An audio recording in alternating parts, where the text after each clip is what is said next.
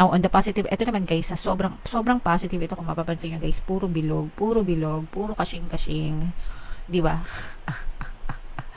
Sandamakmak na pera, sandamakmak na blessing, sandamakmak na kashing-kashing ang pagkakaloob sa inyo ni universe ngayong full moon season. Yung iba sa inyo guys, literal na baka natatanggap nyo yung mga bonus nyo, diba? Sabi ko nga, ito yung time na November, December talaga ang bigay ng mga bonus sa trabaho mga kapiksi. So,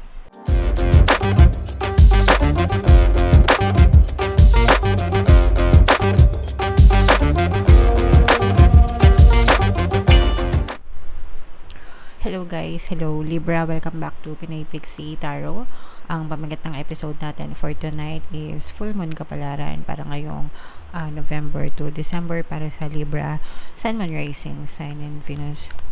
So, yung full moon natin ngayong November guys ay sa November 15, tapos yung next na full moon naman natin guys is sa December 15 mga kapiksi. So, ang reading na to guys ay para sa period na yan.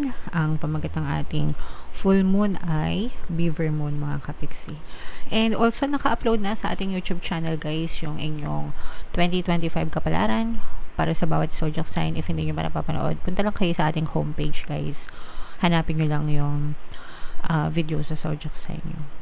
So, ito yung ating moon message para sa inyo mga kapiksi. Step out of your comfort zone, okay? So, ine-encourage kayo ng inyong mga gabay, mga kapiksi, to step out of your comfort zone. Labas-labas mga kapiksi. Think outside of the box, guys, no? Kung gusto nyo pang umunlad at umasenso yung buhay nyo.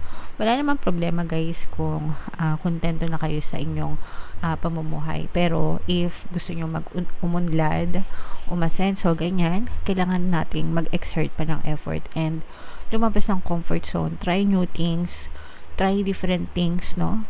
And it will definitely give you different results. Kasi diba, syempre guys, 1 plus 1 equals 2 palagi. So, ibig sabihin, if you do the same thing over and over again, you will see the same result over and over again. Diba? So, kung gusto mo magkaroon ng pagbabago sa buhay mo, kailangan may baguhin kang formula. So, dapat 1 plus 2 equals 3, 1 plus 3 equals 4. So, dapat may binabago ka sa formula mo. So, and sometimes, kapag na-explore mo na lahat ng possibility sa loob ng comfort zone mo, hanap ka na sa labas ng comfort zone mo kasi baka nandun pala yung susi para sa iyong pag-asenso at pag-angat. Okay? Alright, attune to the moon guys. I know I'm headed in the right direction. Okay? So again guys, i-comment yan sa comment section. I know I'm headed in the right direction. So papunta rin kayo sa tamang direksyon. Ginagabayan kayo, mga kapiksi ni universe ng inyong mga spirit guides para hindi kayo maligaw ng landas. And you're headed for something which feels like destiny, okay?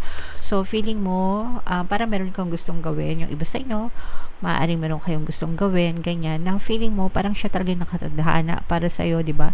Sometimes, may mga reasons, no? Let's say, for example, job hopping tayo ng job hopping, negosyo tayo ng negosyo, pero hindi talaga, parang wala, no?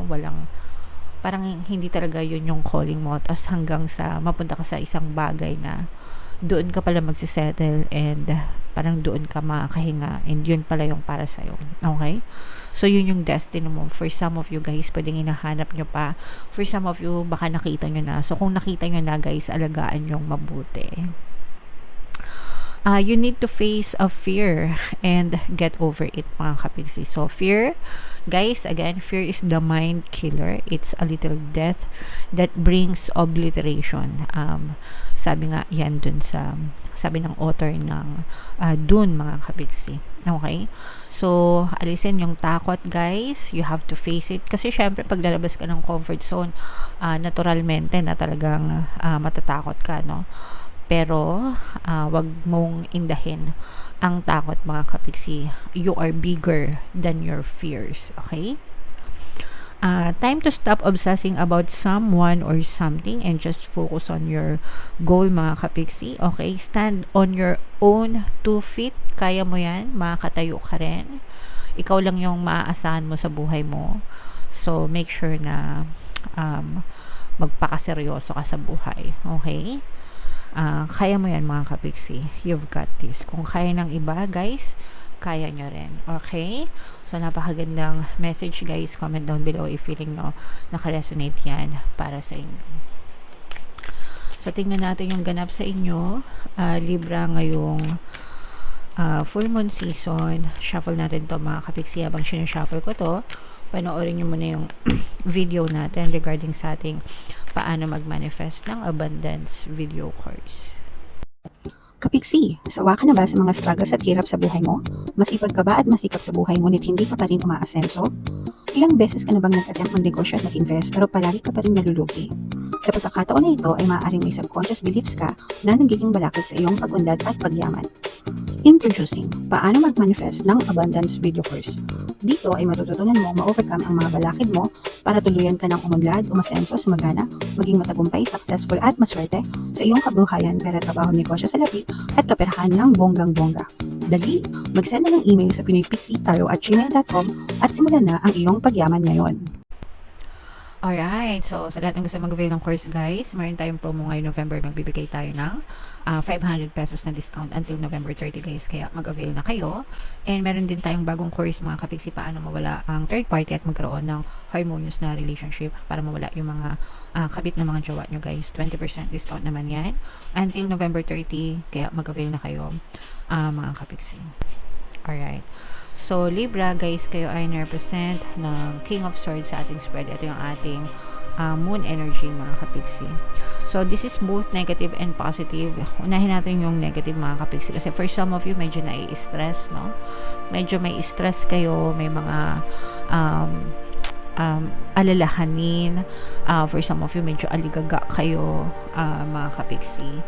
Parang yung iba sa inyo, parang feeling ko nagtitiis, walang choice, ganyan. Kaya, tapos parang nag-worry kayo, mga kapiksi. So, for some of you, pwedeng natatrap kayo sa isang situation na wala kayong choice, tapos tinitiis nyo lang hanggang sa matapos yun. So, yung mga example dito, guys, is perhaps yung iba sa inyo, baka binded kayo ng kontrata, lalo na sa mga OFWs, baka pinagmamalupitan kayo ng mga amo nyo or mga boss nyo, or hindi maganda yung trabaho nyo, let's say ganyan, tapos tinitiis nyo lang kasi wala kayong choice, kundi tapusin yung kontrata. And yung iba parang nai-stress kayo, no? Parang nai-stress every time pumapasok sa trabaho, nai-stress every time na nakikita yung mga katrabaho or kahit saan, pwede sa school or kung kayo mga estudyante or wherever, mga kapiksi. Basta merong isang bagay na nagpapastress sa inyo, guys, and parang feeling nyo wala kayong choice, kundi for now parang tinitiis nyo lang. So wag nyo na lang personalin, mga kapiksi, and i-divert nyo yung attention nyo sa ibang bagay para hindi kayo masyadong ma-stress dun sa sitwasyon nyo, guys. Pag wala talagang choice, wala talaga tayong choice kundi magtiis, pero malalampasan nyo din yan. It will soon be over. Okay? Now, on the positive, ito naman, guys, sa sobrang positive ito, kung mapapansin nyo, guys, puro bilog, puro kashing-kashing, di ba?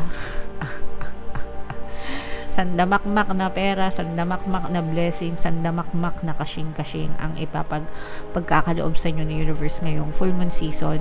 Yung iba sa inyo, guys, literal na baka natatanggap nyo yung mga bonus nyo, diba? Sabi ko nga, ito yung time na November, December talagang bigay ng mga bonus sa trabaho, mga kapiksi. So, for some of you, you may be one of them na nagagrant na yung mga bonus nyo, guys. Tapos, bukod pa dun sa bonus, mga kapiksi, parang meron pa kayong ibang nakukuha, guys, yung mga baka meron pa kayong mga incentives, mga top up na parang performance bonus or what, no, na talagang pinagkakalob sa inyo ng universe. Tapos, yung iba, guys, kung kayo ay nagnenegosyo, no, dumadami yung sales nyo, dumadami yung kita nyo, dumadami yung customer nyo, nagkakaroon ng increase, growth, ganyan. Tapos kung kayo naman ay nag-invest, parang nagko-compound yung mga investment nyo, mga kapiksi. Comment down below if naintindihan nyo. Pero palago ng palago as in parang yung tipong kung meron kayong Christmas tree sa bahay, parang puro pera yung nakasabit sa Christmas tree nyo, imbis na Christmas balls. Okay? So, i-mind nyo na yan, guys. Mind kasing-kasing, mind kaperahan, sagana sa kaperahan, sagana sa pera. Lalo na doon sa mga kapiksi natin na negosyante. Mga kapiksi mo. So, what else, guys? Tingnan pa natin. Meron ditong presence ng Earth signs, Capricorn, Taurus, Virgo. Ayan, may mga bagong kontrata pa na dadating sa inyo, mga kapiksi. Yung iba sa inyo, makakabingwit kayo ng mga magagandang kliyente, yung mga tipong magagandang magbayad, magagandang kliyente, lalo na kung kayo ay mga freelancer or mga project-based na mga employees, no? Parang nakuha kayo ng mga magagandang kliyente. Guys, meron ding travel na for some of you, baka kung may mga travel plans kayo or may mga travel na nakaabang, ganyan. So, nakikita natin na maaaring matuloy yung mga travel nyo, mga kapiksi. For some of you naman, maaari kayo magkaroon ng konting sagutan, konting alitan, no? With another person sa buhay nyo. Strong earth sign energy, Capricorn, Taurus, Virgo, at saka fire sign, Aries, Leo, Sagittarius. So, for some of you, yung mga may anak, mga kapiksi, no, medyo alagaan nyo yung relasyon nyo sa mga anak nyo kasi parang merong mag-i-istokwa. Pag sinabing istokwa, maglalayas, mga kapiksi, di ba? So, parang may maglalayas, baka magkasamaan kayo ng loob or what. So, parang may maglalayas, magkakaroon ng separation. Kaya kung meron kayong mga teenager na anak na medyo rebellious, ganyan, kailangan nila ng pangunawa and kailangan nyong kausapin ng maayos and intindihin kung ano yung pinanggagalingan nung ganong klaseng hanash nila sa buhay para matulungan nyo sila, mga kapiksi. Huwag yung puro galit lang, no? Bilang magulang, dapat hindi natin sila pinapagalitan kasi gusto lang natin silang pagalitan. Dapat iniintindi natin yung sitwasyon nila bago natin sila pagalitan at pangaralan, mga kapiksi. Hindi yung puro galit na lang, puro bunganga, kasi wala din namang patutunguhan yun. Magre-rebelde lang talaga lalo yung mga anak. So, daanin sa mabuting usapan and intindihin nyo kung ano yung lugar na pinanggagalingan nila. Okay? Alright. So, comment down below, guys. Ito, i-mind nyo na yung mga kasing kaperahan. Grabe, abundance of money, abundance of wealth, mga blessings, ito mga travel na to, tsaka ito mga magagandang kontrata na to, mga kapiksi, mga magagandang kliyente. Yan yung very positive energies para sa inyo, Libra, no, ngayong full moon season. Kaya i-mind nyo na yan, guys, sa comment section. Comment down below if naka-resonate kayo, guys. Ito yung ating 2025 kapalaran. Panoorin nyo na, guys, and ito naman yung ating success stories ng paano mag-manifest ng abundance video course. Click here to subscribe, guys, and ito yung ating mga pampaswerte subliminals. Thank you for liking, sharing, and subscribing. See you again next time. I love you all, mga kapiksi. Have a nice day. Bye-bye.